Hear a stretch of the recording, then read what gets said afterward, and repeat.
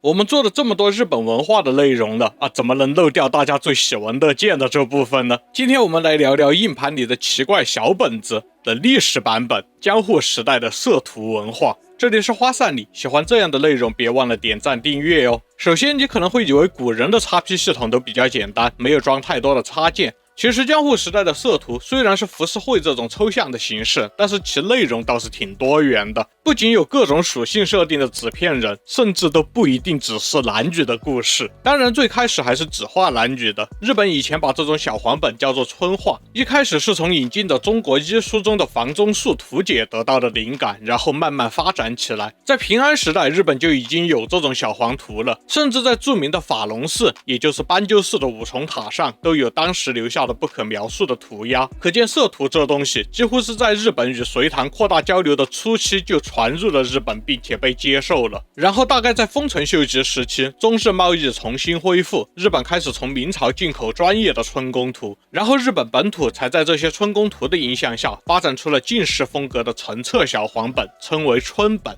你可以理解成现在的小本子。最早在1655年京都就有人从事这种小黄本的出版生意了，而关东则是可以找到1660年开始制作的小黄本记录。关东虽然起步晚了一点点，但是水准相当的高。日本国宝名画《美人回眸图》的画家临川诗轩，他也是足以被称为浮世绘始祖的人物，其实真实身份就是当时江户的著名色图画师。而且随着经济中心从关西移到了关东，到19世纪，日本大部分的小黄本产业都是在江户城里展开的。在江户色图产业发展的过程中，我们耳熟能详的日本艺术大师，比如葛饰北斋和喜多川文墨等，都为这项事业添砖加瓦了。今年的大河剧《鸟众繁华如梦故事》的主角鸟屋众三郎，也是支持喜多川文墨维持创作的金主。不如说就是因为鸟屋众三郎看好擦边流量，喜多川文墨的创作才越来越偏向美人画，后来还搞些偏门重口的，比如画一些 BL 剧情出轨剧情之类的。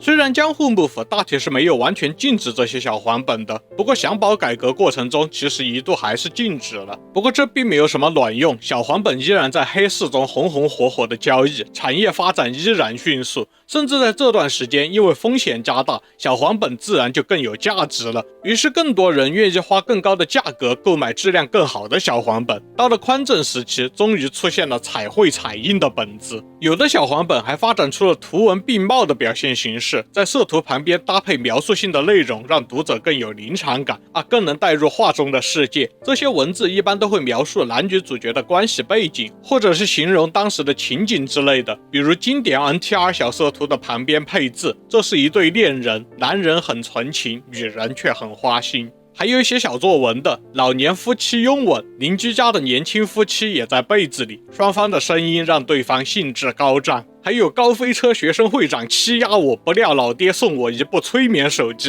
这个没有，这个是现代的。总之大概就是这一类的文字勾引你买下整个系列。好看下面的内容。江户日本的小黄本相比于其他的文化的各种色图有3个明显的特征，其一是江户本子的人物都是半裸状态，服装也是情趣的一部分，其二是知识异常丰富，远远超过了其他文化，最后是某个部分的尺寸特别大我说的可能是画布，至于你想到的什么我也不知道。当然这也不是因为日本艺术家们知道奇怪的后世小黄本卖点会发展成这样，也是有原因的。比如之所以是半裸状态的画，这是因为很多知名画家出画那都是有赞助的，服装店是其中的大头这些都是业配商单，本来就是要用来宣传新款衣服新款布料的。接不到商单的画师也都学这些知名画师的风格，所以到最后都是半裸状态。然后知识特别多这一点，这就是画师大佬们的炫技和艺术追求了。比如有些画师追求让读者能够同时看见关键部分和面部表情，那就必须要发明新的姿势，甚至很多画出来都是明显不是正常人能做出来的动作的，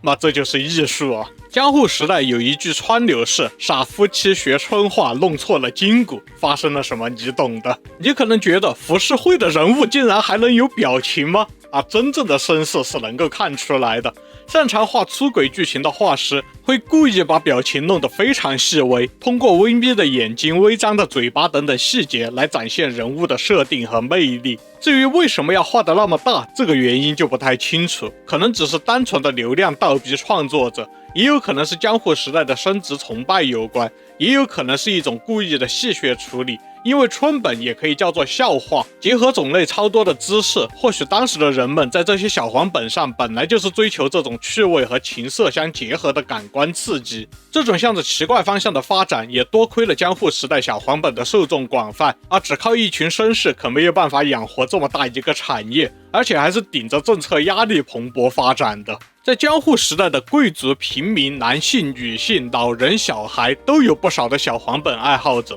很多城市居民的日记中都写了自己如何省吃俭用看小黄本的事情，也有一些大名或者是知名知识分子爱好收集小黄本的记录。读书人的事，这个叫风雅。而且江户时代的高级武士和大名们本身就会在装家传盔甲的箱子里面藏一本小黄本，这个还真是传承。战国时代开始，武士之间就认为性能力也是战斗力和强大生命力的体现，所以当时就有些武士会在剧组里面放一张色图，用来祈祷超常发挥。到了江户时代，他们的子孙把小黄本放进盔甲箱子里，何尝不是一种传承呢？江户时代的富商们也会在仓库里放小黄本，貌似是作为一种驱邪道具。另外，据说小黄本能够同时拥有众多两性读者这件事，在全世界各种古代文化中也是江户日本独一份。虽说受众不少，但是毕竟当时要出一个画师还是不容易，印刷成本也挺高。大体来说，成册的小黄本是很贵的，能够卖到上千甚至是几千文钱，算下来的话得有现在几万、十几万日元。只有那种聘请水平不足的画师来画的专攻邪门或者是极度搞笑的小黄本才会卖低价。这种小黄图的定价一张似乎只要20文钱左右，当时一张版画浮世绘的价格大概也是20文左右，换算成现在的话大概就是60日元，貌似非系列的单独色图一张也是20多文。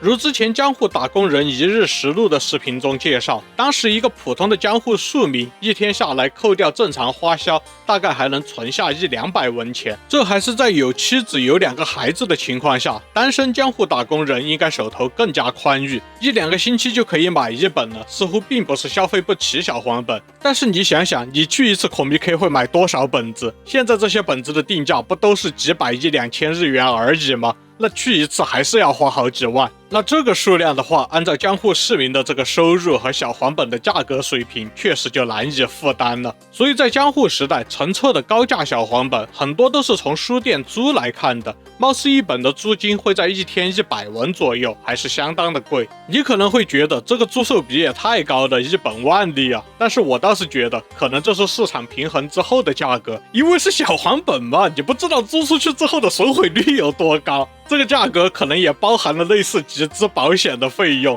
而江户时代的书店经营方式也和现代不同，是包含了上门推销的。书店们会派人带着时下流行的书去挨家挨户敲门，而上班时间常常都只有主妇在家推销词大概就是：太太，你也不想以后融不进邻居们的话题吧？要不要看看这些最近流行的书啊？貌似书店推销就是女性小黄本爱好者们的最大入坑契机，不知道当时有没有以此为灵感的2次创作小黄本。能这样明目张胆的拿出来推销，也确实是因为小黄本在市井文化中并非完全是猥琐物品。当时的小黄本虽然还保留着让人产生欲望以及辅助教育夫妻生活的原始功能，也有如你所想的在一个相对封闭的空间内使用的作用。不过还有一个作用是作为社交工具引发搞笑效果来炒热气氛的，这和当时的文化有关。比如江户时代的日本人看到动物交配，并不会像我们常识一样难以直视，而是会哈哈大笑，甚至聚众起来指点。有很多小黄本也是为了在社交场上达到这种效果而创作的。为了满足这种观赏心态，还会设计很多离奇趣味的桥段，就是突出一个想要逗人笑，可能就像老天津相声里面什么荤段子都来的那种感觉吧。当然这种是对于中老年群体的，对于青年来说，小黄本还是古老的作用。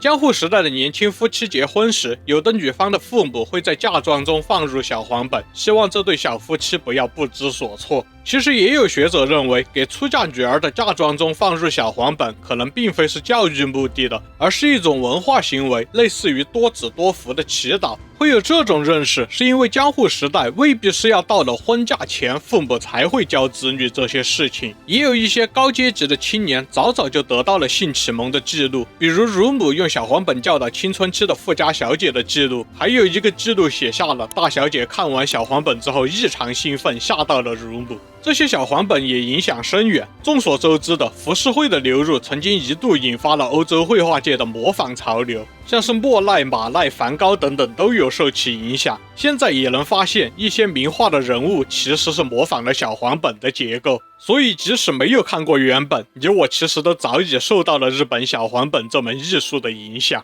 都看到这儿了，别忘了点赞、订阅、热推和硬币呀！最后祝你身体健康，再见。